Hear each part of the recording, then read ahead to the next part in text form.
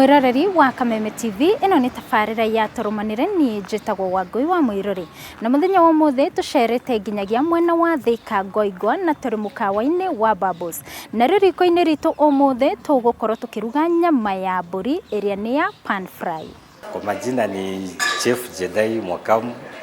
Hapa niko na goat meat of which nitaonyesha venye tutaipan fry. Nyama unakata into cubes.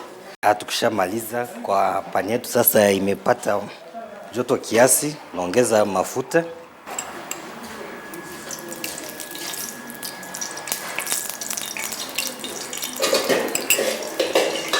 Afu kitoka hapo naeka ginger na garlic paste. Naeka nyama yetu kwanza. Kwa hivyo nyama yetu hatutaichemsha. Hutaichemsha. Hii ni pan fry.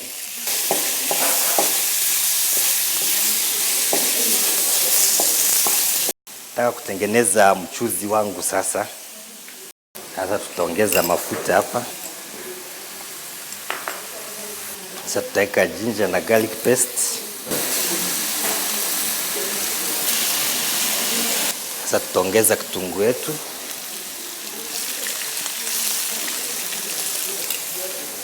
Then you add our tomatoes.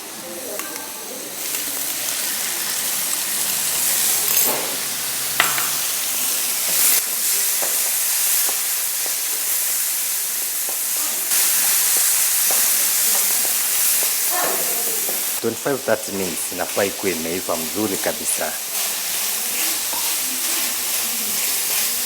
Tunaongeza paste kidogo, maji kidogo, pate karojo sasa.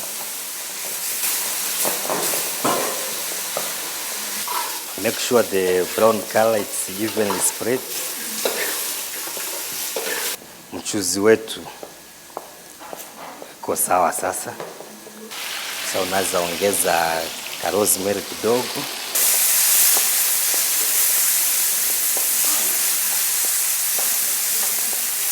Now you can garnish kidogo.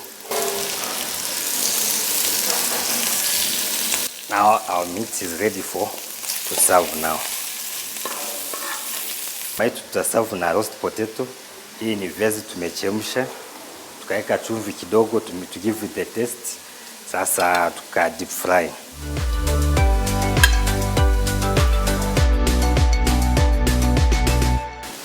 Now we serve our meat.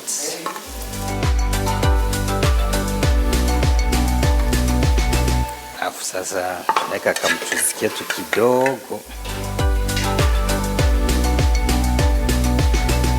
Steamed spinach.